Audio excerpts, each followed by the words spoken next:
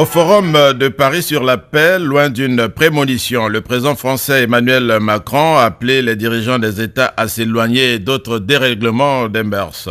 Le monde dans lequel nous vivons est fragilisé par des crises qui déstabilisent nos sociétés, la crise économique, écologique, climatique, le défi migratoire. Nous sommes fragilisés par la résurgence de menaces capables de frapper à tout moment, le terrorisme, la prolifération chimique ou nucléaire, la cybercriminalité. Et nous sommes fragilisés par les retours des passions tristes.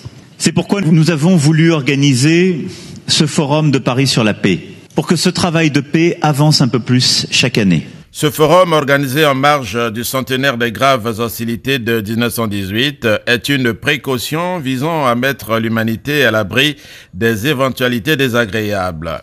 Le président Denis Sassou Nguesso, ses homologues Uhuru Kenyatta du Kenya, Ismaël Omar Guelleh de Djibouti ont développé sur l'environnement avec comme sous-thème « Ne pas abandonner les efforts climatiques ». Le chef de l'État congolais a notamment relevé le caractère important de la préservation des forêts du bassin du Congo, qui représente un enjeu essentiel pour la réduction des effets néfastes des changements climatiques et de développement durable. Le développement économique des pays et des peuples du bassin du Congo, insiste Denis Sassou Nguesso, doit être garanti et leur qualité de vie améliorée. C'est ça la bonne réponse à notre crainte. Il y a le bassin du Congo, il y a le projet du Fonds bleu. Nous demandons à la communauté internationale de regarder ce projet parce que ce projet contribuera à la protection de 220 millions d'hectares de forêt et contribuera au développement durable dans cette partie de l'Afrique. Monsieur le Président, il y a le dossier sur les tourbières qui échappe encore à la compréhension de la communauté internationale. Les tourbières, 145 500 km² de tourbières qui contribuent énormément à l'amélioration climat aujourd'hui, et nous lançons un appel aussi pour que la communauté internationale s'intéresse à cette question des tourbières dans le bassin du Congo. Macky Sall du Sénégal, le président du Costa Rica, Carlos Alvaro Quezada, et Laurent Fabius, président de la COP 21, se sont penchés sur le pacte mondial de l'environnement. Sommes-nous prêts? Je suis le Dr Michel Innocent Péa du Congo-Brazzaville. Je voudrais poser une petite question à M. Laurent Fabius. Moi, je crois que l'accord de Paris tel qu'il avait été signé devait être comme un pacte mondial, un accord de référence qui avait été signé et que toutes les nations devaient s'en référer. Donc, quand nous parlons du pacte mondial de l'environnement, aujourd'hui, je crois que ça devait intégrer l'accord de Paris qui, à mon avis, devait être un accord environnemental et climatique. Le pacte environnemental que nous parlons aujourd'hui devrait intégrer l'accord de Paris qui est un accord de référence et qui est une rencontre historique. Donc ça ne devait pas s'offrir des soucis quelconques. Il est très important parce qu'il a été adopté par tous les pays du monde. Il est très important parce qu'il y a une pression des uns et des autres, y compris des populations. Et il y a des évolutions, notamment en Amérique latine, qui vont dans ce sens. D'ici quelques jours, il va y avoir une nouvelle COP, la COP 24, qui a lieu en Pologne, à Katowice, qui va non pas renégocier l'accord de Paris, ce serait une folie, mais préciser un certain nombre de points d'application. Il faut un certain nombre de milliards de dollars chaque année des pays riches à l'égard des pays en développement. Comment on fait? Le pacte mondial va donc aider non seulement l'accord de Paris, mais beaucoup d'autres accords, de donner une espèce d'interprétation générale utilisable par la population et par les États en matière d'environnement. Ici, Michel Innocent Péa est revenu sur le danger que court l'humanité si les États du monde restent indifférents aux appels à la préservation du bassin du Congo.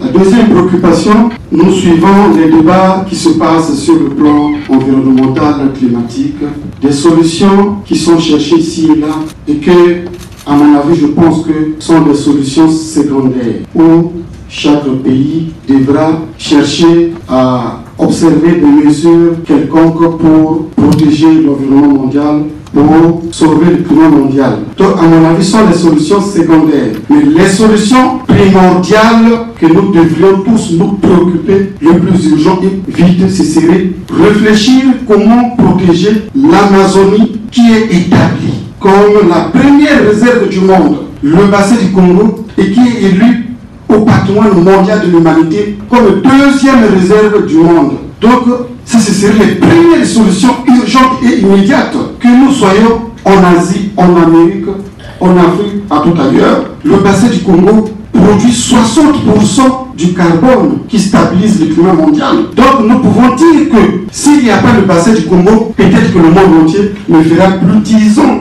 Donc ça, ce seraient les solutions urgentes et immédiates que nous devons tous nous préoccuper sur le plan mondial.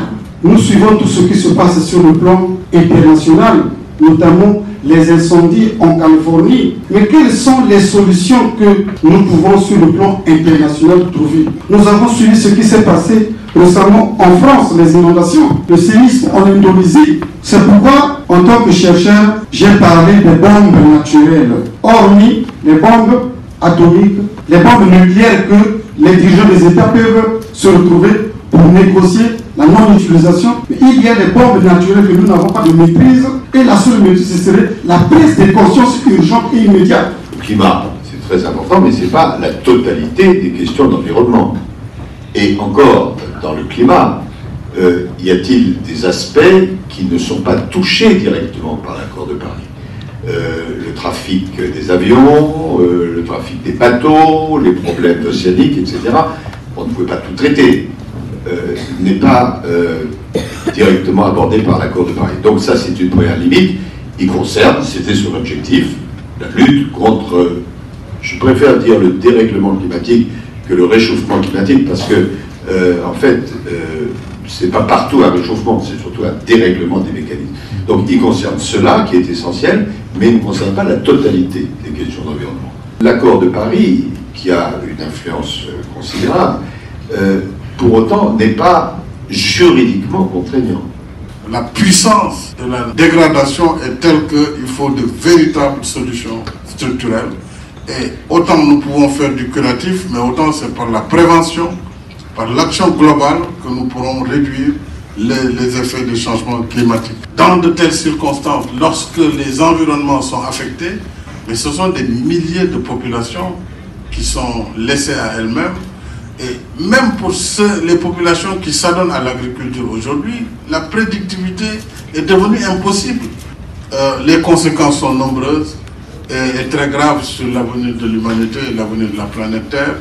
Donc, nous n'avons pas le choix. Il faut continuer le plaidoyer auprès de ceux qui sont réticents ou de ceux qui ne prennent pas très au sérieux la gravité de la situation, pour arriver à ce pacte. Au Forum de Paris sur la paix, 5 thèmes principaux et plusieurs sous-thèmes ont été développés par les chefs d'État et experts du climat, à savoir paix et sécurité, environnement, développement numérique et nouvelles technologies, économie inclusive. Le prince Albert II de Monaco, le président Mamadou Issoufou du Niger, le président de l'Union africaine Paul Kagame et le président de la Commission de l'Union africaine, Moussa Faki Mahamat, ont animé les autres sous-thèmes qui ont fait l'objet du Forum de Paris sur la paix. Galvanisé par la présence du président Denis Sassou Nguesso à Paris, de qui d'ailleurs il tire son inspiration, Michel Innocent Peya a dédicacé ses ouvrages au chef de l'État français Emmanuel Macron. Bonjour Monsieur le Président de la République.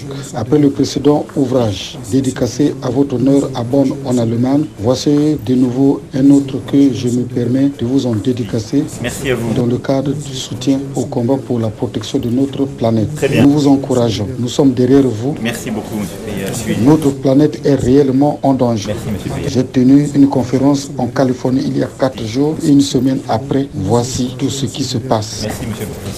Celui-ci vous remettrez à Madame la Première Dame Brigitte Macron. Je vais le faire. Merci, M. le Président. Michel Innocent Peya, qui a échangé récemment avec ses homologues chercheurs et responsables de Californie sur les dangers climatiques en s'appuyant sur son ouvrage La bombe N, déplore le désastre qui s'est produit 5 jours après son passage dans cet état. Christine Lagarde, directrice générale du FMI, n'a pas échappé à la sagacité du chercheur.